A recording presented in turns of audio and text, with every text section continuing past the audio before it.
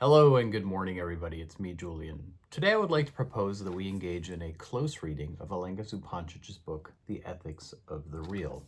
In fact, for the remainder of the week, I would like to talk about each of these chapters in successive order. But today I want to start with her essential argument, which is to rephrase an age-old philosophical question, namely, how do you live a good life? How do we live in a way that corresponds with the good? How can we lead an ethical and moral life?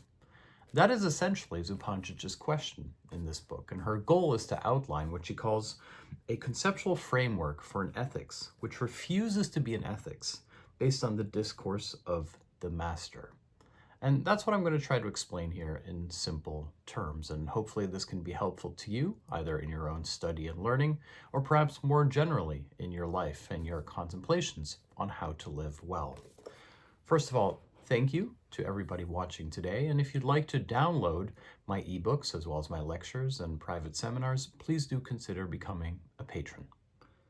So Alenka Zupančič, if you didn't know already, is a Slovenian psychoanalytic theorist and philosopher, and her central argument is very similar to that of Slavoj Žižek, who is perhaps slightly better known. In fact, one could summarize her basic argument as follows. She writes, or as I summarize her argument, she proposes that in modern times, we don't know what to live for. We are told that we live to enhance our pleasure and seek happiness. We are free, although only nominally so, which is to say we are free to the extent that we are willing to sell our labor and our time. Lacan's position is that modernity ushers in a decline of the discourse of the master. Like Nietzsche's last man, we live for pleasure alone. And yet for Lacan, there is no pleasure possible without the ethical imperative of the master. Essentially what that means is that in today's day and age, we don't know what to live for. We are told that the highest ethical goal is to live for ourselves, to seek our own happiness and our own pleasure. And yet, in a sense, we're more lost than ever before. We're more depressed. It's harder to find something worth living for, something that gives us meaning and purpose. In fact, one might paraphrase Juvenal's well-known verse, as Zupančič does, that we lose for the sake of living all that makes life worth living. Or, to paraphrase Claudel, the only thing worse than dying is to lose one's reason to live. Essentially, that's the state of things, as Zupančič describes it, the modern, alienated, lost, and depressed subject who is free and yet paralyzed, who does not know what to do with themselves, and therefore is looking for a return to the master, someone who can tell them how to live, who can help them along the way. In fact, Zupančič's basic argument is that we are stuck in a double bind between a popular desire to return to a figure of parental authority, a discourse of the master, be it a strongman politician, be it a figure of parental authority like Jordan Peterson or other self-help gurus, versus the postmodern imperative to simply live for ourselves, to follow no ideology, to simply enhance our pleasure, to optimize our body and our mind, to be productive and to perform being happy for others. And she says, amidst this trap, this double bind of a return to the master versus making yourself the ultimate master, neither of which are satisfactory solutions, against this double bind, this postmodern trap, we have to propose a new ethical framework. And what I'm going to try to do in the remainder of this video is to lay out the basic components of her introduction and the argument that she makes. So how do we lay out a new ethical framework that allows us to find purpose and live in a way that makes us feel fulfilled and content? Well, for Zupančič, the most important thing is that we go back to considering Kantian ethics. But not just Kantian ethics, but specifically, if you will, a Freudian Lacanian conception of Kantian ethics. Now, why Kant and why morality? First of all, from a traditional classical perspective, the age-old philosophical question is, how does one lead a good life? Which is to say, the ethical question is about the distribution of the good.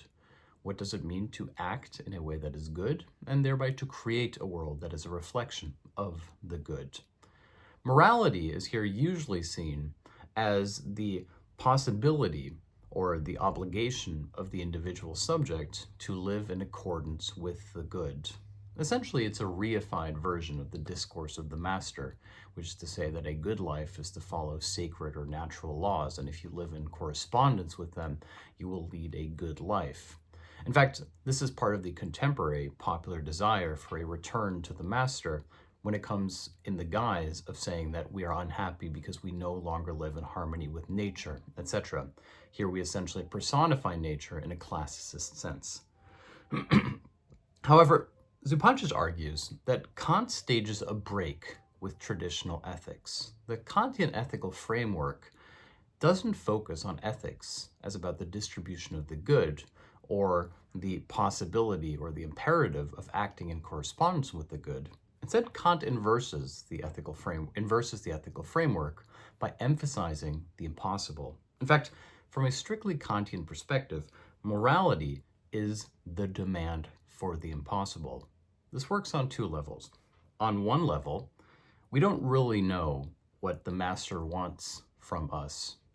Kant essentially hystericizes the subject, which to say he says, we don't truly know what God wants or needs from us. This means that we have to act in correspondence with what we believe God would ideally want us to do.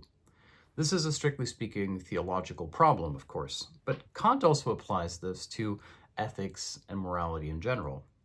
For Kant, morality is not simply the application of the individual particular will according to an ethical law.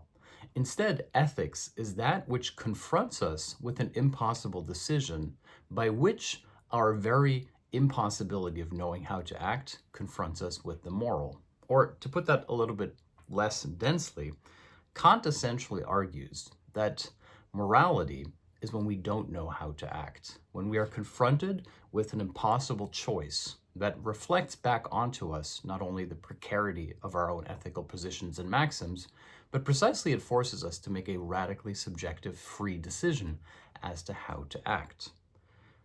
This is why Zupančič argues that perhaps the most precise definition of the ethical is that it is, quote unquote, that which in relation to the smooth course of events, as governed by the reality principle, ethics always appears as something excessive, as a disturbing interruption. In other words, ethics, and precisely morality as an impossible choice, is what disrupts our seeming certainty about how the world works, about how we ought to act. Therefore, the ethical isn't simply an a priori framework that governs our actions, but is precisely the name of a certain fundamental impossibility, that we don't know how to act, that we don't know what we want versus what we ought to do. This is what Zupančič, drawing upon Lacan, refers to as the ethics of the real. And she says that one of the key conceptual arguments that she wants to make is that the ethics of the real is not an ethics oriented towards the real, but instead recognizing the real as it is already operative in ethics. So how is the real already operative in ethics? Well, essentially, she says that Lacan is the first to articulate the real within the Kantian ethical system, namely, that ethics isn't about foregoing desire, but that ethics secretly revolves around desire. So how does this work? Well, from a traditional classicist philosophical perspective, the ethical imperative, which becomes a moral one for the individual subject, is to put aside your desire. Essentially, you don't act upon your desire so that you do the right thing. This is why Freud already argued in what Zupančič characterizes as a blow of disillusionment apropos ethics. Freud already argued that the categorical imperative, the moral law, was nothing other than the superego, namely that which you ought to do as long as you put aside your id, your desire, what you really want. This is the classical framework of ethics. You do the right thing, which means you don't do the thing you want to do. Kant problematizes this by saying that it is only the ethical that reveals to us our true desire. It is only when faced with the impossibility of morality that we really realize what we want. This has two consequences. On the one hand, it means that there is a perverse pleasure within the moral and ethical position, which is to say, I don't have to make a choice, I simply do what I am told. We submit to the discourse of the master in the ethical, like the prison guard who says that he was simply carrying out orders. This is not merely an excuse, this is an obfuscation of the secret and perverse desire that exists within making oneself subject to the discourse of the master. But secondly, and perhaps more importantly for Lacan, we only actualize our desire against this backdrop of both prohibition and ethical maxim.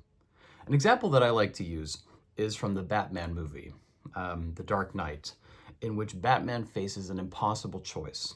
Does he rescue his love interest, or does he rescue Harvey Dent? No, is it? Yeah, Harvey Dent. Now, what's crucial in the sequence in the film is that Batman chooses his love interest, and yet the Joker has already anticipated this and reversed their locations. Therefore, Batman, who believes that he is rescuing his loved one, ends up fulfilling his duty and rescuing Harvey Dent. This leads us to the very pessimistic conclusion of the film, a kind of noble lie, in which Batman realizes that in order to uphold the ideological illusion of Gotham as a place of justice, he himself must become the villain, therefore inverting his own identity. It's a beautiful dialectical sequence, and yet, from a Lacanian perspective, it is precisely this impossibility of the ethical choice that reveals Batman's true desire, namely, not simply rescuing Rachel, but precisely to be the shunned one, the excessive element that must stand outside and against Gotham's identity. Now, to return to the original argument, remember we said that one of the problems of contemporary modern life is that we don't know how to live. We don't know what it means to identify a life that is worth living. And Zupančič's basic argument, which I would like to explore throughout this week in a day-by-day close reading of the remainder of this book, is that in order to determine how to live, we must first understand and return to a conceptual framework of the ethics of the real, which is to say, not simply to observe ethics as the discourse of the master telling us what to do, 10 easy steps to live a better life, the temptation of self-help, and the self-helpization of philosophy, but also not simply to give in to the postmodern lie that we live to be happy, that we live to be the best version of ourselves. Instead, we have to identify the pleasure that lies within obligation and prohibition, but also how we might free ourselves from this false pleasure, the perverse pleasure of submitting ourselves to the master. Therefore, Zupančič argues that a reconceptualization of what she calls the ethics of the real can help us identify not only how to regain a life worth living, but perhaps also to properly set ourselves free so as to no longer just be nominally so, to go beyond the postmodern trap of alienated life. That is Zupančič's argument in the ethics of the real. And if you'd like to learn more about this, for the next week, I'm going to be engaged in a day-by-day reading of each chapter with you. I hope that has been helpful in your own studies, and I will see you tomorrow. And please don't forget to become a patron.